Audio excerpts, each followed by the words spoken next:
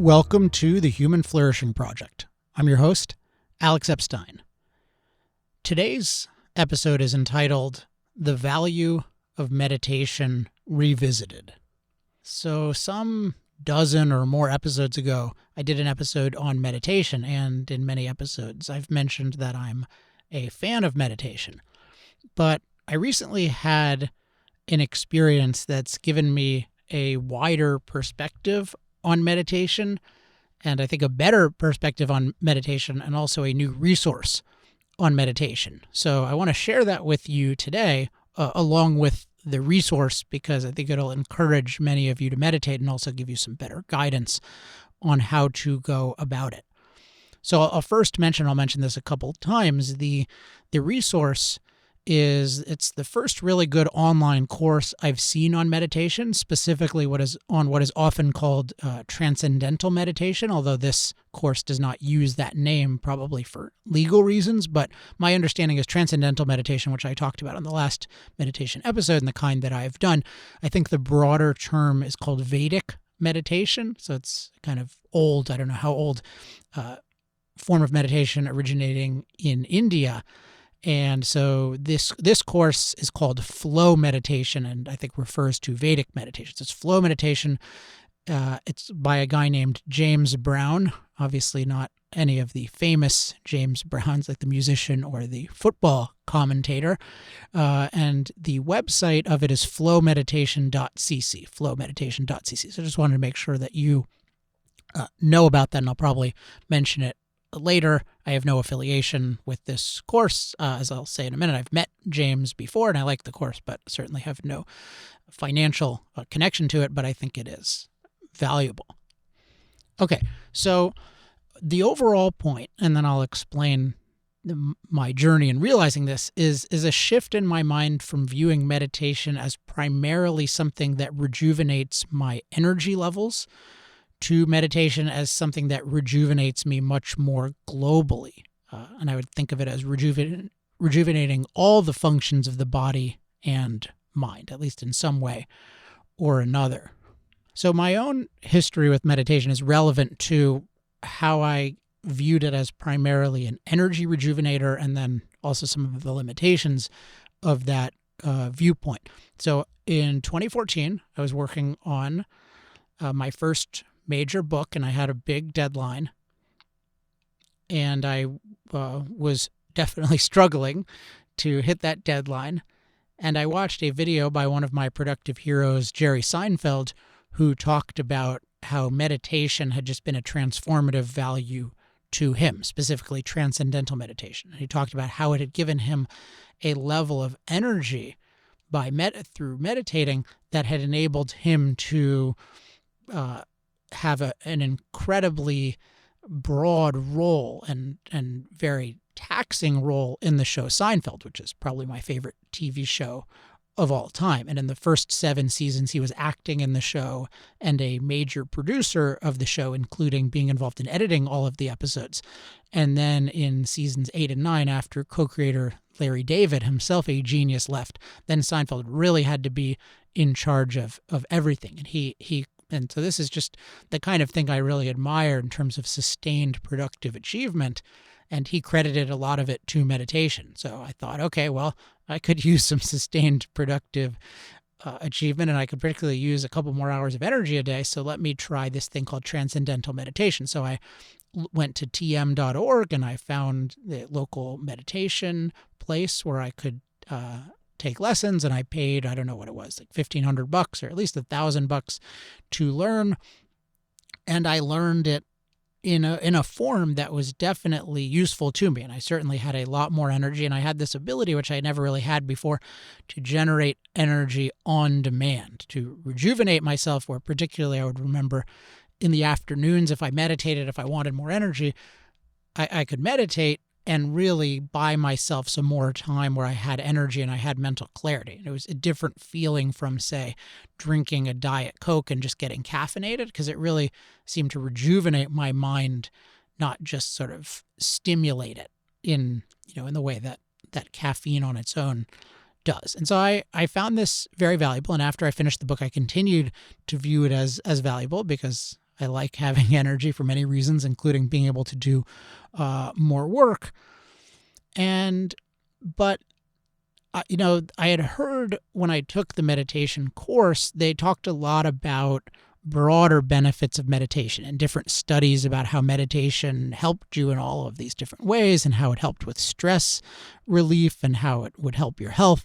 And I was very, very skeptical of these kinds of claims. And to me, it didn't really matter because I wanted it for the energy and it was worth it for the energy. But I think one consequence of this is that I wasn't too hesitant to modify the meditation in different ways and to try to play around with it in ways that I thought would sometimes make it. And the thing I did, if you're familiar with meditation, is I would sort of be more forceful and controlling of the mantra. Then that's the word or sound that you're repeating. I would be more forceful in controlling and repeating the mantra than you're supposed to be. But it seemed to work pretty well for my energy levels. And in some ways, it was easier to do that than to kind of release control in the way you're supposed to, which if you want to learn how, you can take that course, flowmeditation.cc, and go. That, as I'll talk about, has a very good account of that. So I was, in any case, I was focused on it for energy, and then I would modify it in different kinds of ways. And in the past, let's say, year or so, what had happened was I was thinking of it as rejuvenating my energy, and I've even done episodes of this show on rejuvenating energy, and I've talked about meditation as one particularly valuable way, but I've also found other things that can rejuvenate my energy pretty well. And funnily enough, one of them that I've talked about on this show is what I call the Seinfeld Nap. And the basic idea there is, because I know Seinfeld, the show, so well, I can start an episode of Seinfeld just listening to it and lie down. And in a few minutes, I'll fall asleep, and then I'll wake up at the very end of the episode at the end credits, and it really will refresh me. I'll often have much more energy, and it'll clear my head. And there's something, I don't know if it has I think of it as having a kind of meditative quality, in the sense that there's something very comfortable that allows my mind to relax and even to settle. And so what happened was, okay, well, Seinfeld naps, those are super easy to do. Like, I'll kind of always want to do that because it's always fun to have a new Seinfeld episode, and I'll just go through the seasons. And so, okay, let's see, whatever season, I think I'm on season 5 now, so I'll just go and listen to the latest episode. And that seems like, and so that would seem like, oh, well, that's rejuvenating me, so maybe I don't need to do meditation. And then the other thing that was happening was, in the last year, I've been at an unusual and non-optimally level of an unusual and I would say non-optimal level of, I don't know if it's adrenaline, you could call it stress, but in terms of working on another book project and missing certain deadlines that I had set for myself, I think unrealistically, but I've been wired in a way where I wouldn't, like, my body's sort of giving me energy, even if it's not always the healthiest kind of energy. So I think those factors combined is I wouldn't feel the need to meditate in the morning. And I was always a little resistant to meditating in the morning anyway. I kind of meditate when I felt like I really needed it to rejuvenate my energy. And then I've had a lot to do. So I figured, okay, I'm not going to do it. I'm just going to take Seinfeld naps when I need to. And then I'll go in the ocean too, and that'll rejuvenate me, et cetera, et cetera. So fast forward to, must have been just a month ago. And yeah, about in the last month, I was starting to notice, okay, well, one thing I'm noticing with this project that I'm working on and various projects I'm working on is, like, there's something, like, I feel like I have a kind of accumulated stress level, and I don't know all of the science and psychology behind it, but I'm noticing, yeah, there's something there where it's harder for me to sleep, and there's just a feel of it that I don't like. And it made me start to think about, okay, well, what are the different things I can do about that? And then that reminded me of, oh, well, meditation is supposed to help with that. And then I wondered, hey, is it possible that I was getting kind of stress relief or stress release benefits from meditation that I was not aware of? And because I was so focused on energy rejuvenation. But maybe this was one of those factors that was working for me, but I didn't know it. And maybe it would have worked for me even better had I done meditation the way you're, quote, supposed to do it. So I had in my mind, okay, well, maybe I'll start meditating again, but I didn't do that very quickly. It wasn't obviously motivating enough to me that I really fit it into my life. But then I was getting emails from this guy named James Brown, and I had met James about 3.5 years ago when I was working in San Francisco. And a friend of mine in San Francisco, a guy named Alex Lloyd, we had talked about we were at a party at this place that he was renting, and they were talking about a meditation break. And I said, oh, well, I do TM too. And he said, oh, you should talk to this guy, James Brown, or go to, like, he's a really great meditation teacher. And so I took, James sort of, if you already meditated, James would allow you to sit on certain of his classes. So I just sat in on a couple classes, and he had a lot of insight and reminded me of some good things and taught me some good things. And so that, I think that at the time made me meditate more in the correct way. But at a certain point, I reverted back to my own modified, more forceful and controlling meditation. But I had always had the recollection of, okay, I like, this is a really good meditation teacher, and he's particularly good at discussing the relationship between thoughts and meditation. Because people have this idea that when you're meditating, you're not allowed to think, or you should totally clear your mind. And he's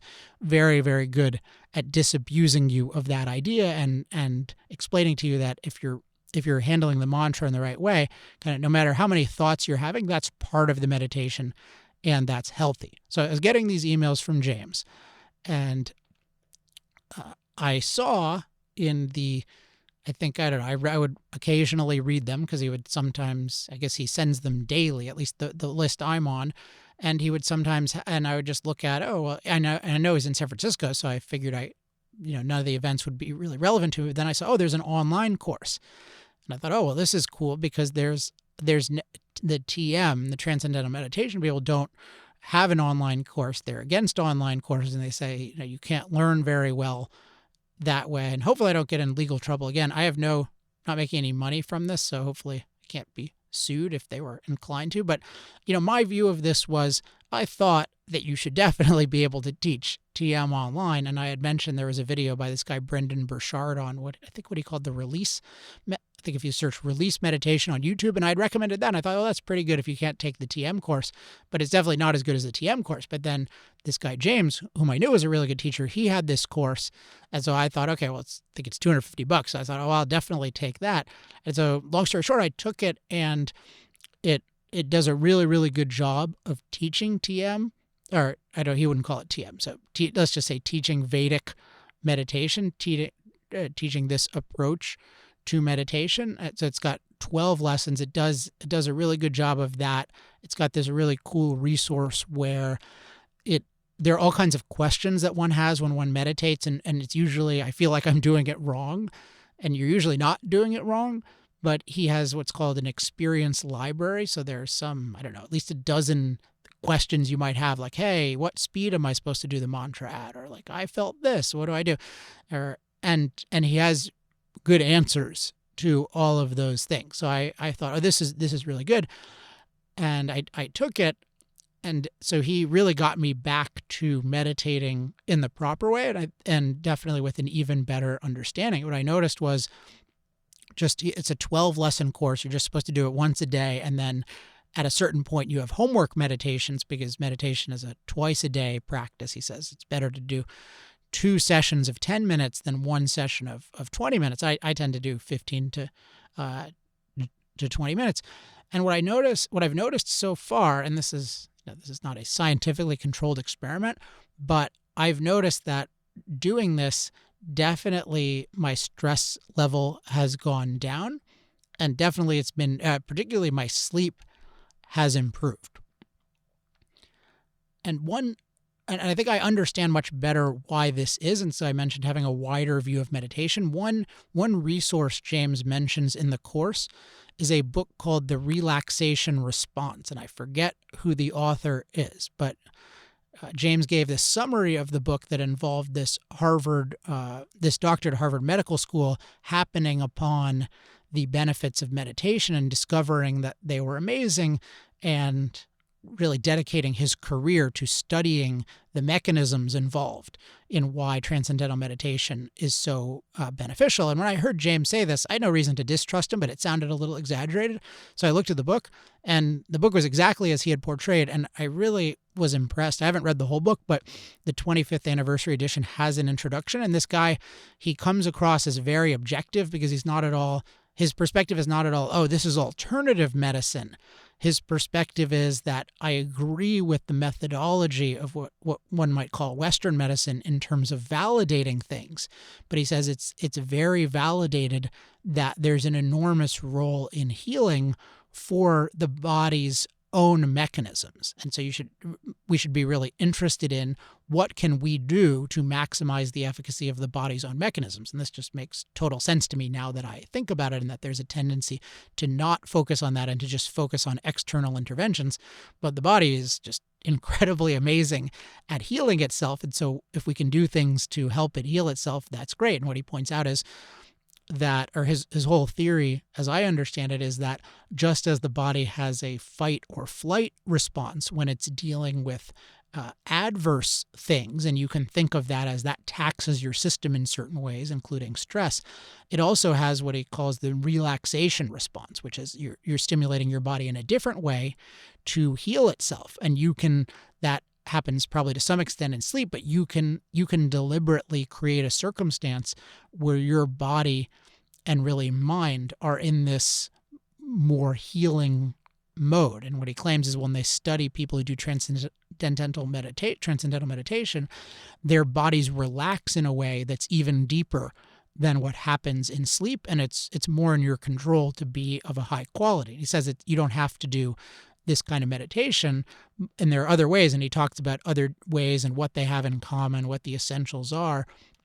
But it just made it clear to me, oh wow, this rejuvenates my energy, but it's much broader. It rejuvenates my whole body. It puts my body and mind in this state where it can really rejuvenate or repair itself. And so then it totally changes my perception or my contextualization of meditation in my life. It's not just, oh, when I need a boost, this is like a very high quality form of energy drink, which is sort of how I was thinking of it before, but rather, no, this is a fundamental of my physical and mental health. This is just this amazing thing that I can do to rejuvenate myself on a daily or twice daily basis. And part of it is this can help me overcome the different kinds of negative stresses that I have in a reliable way. And over time, it can probably, I don't know exactly the mechanisms, but it can build me up in a certain way, or it can at least, you can think of it as releasing or dealing with accumulated negative things, or maybe it's possible to build up, the equivalent of immunity. So I don't know the exact mechanisms, but what makes a lot of sense and what integrates with my past experience and also integrates with my more recent experience is just that this done regularly has a very substantial nourishing effect that dramatically improves the baseline. So that is my broader perspective. And as I said, it's cool because I wasn't aware of any good online meditation courses. I'm sure there are some, but this is definitely the best I've seen, and I found it very effective. So you can check it out at flowmeditation.cc. And I don't know and you can look up this guy, James Brown, as well, Vedic Meditation, VEDIC. I know he has a mailing list that I'm on. I don't know if that's at the website. I forget. But if you're interested in this, I think it's $250. It's one of these things that if it works for you, it's the kind of thing that is just going to pay compound interest for the rest of your life. So I'm very happy that I have rediscovered meditation, that I have this broader perspective that is going to motivate me to do it indefinitely. And I did it very regularly for years, even with a very incomplete appreciation of meditation. So I expect that I will do it indefinitely unless I find something better to stimulate this relaxation response. So you might also check out that book the relaxation response if there are better things. If for whatever reason you want to try things other than meditation or in addition to meditation. I don't have any opinion on the relative merits. I just know that the meditation is easy to do and has had a lot of effect for me. So that's what I plan to continue doing. So I hope that was useful to everyone. That is our show for today. As always, if you have any questions, comments, love mail, or hate mail, you can email me at alex@alexepstein.com. No response is promised, but I always enjoy reading what people have to say. Again, that course is at flowmeditation.cc, and to get the updates of when we are releasing new shows, which is basically every other Friday, just go to humanflourishingproject.com. And if you want to discuss this episode or any other episode, go to the Facebook page at facebook.com/humanflourishingproject. All right, that is it for this week. Until next time, I'm Alex Epstein. This has been the Human Flourishing Project.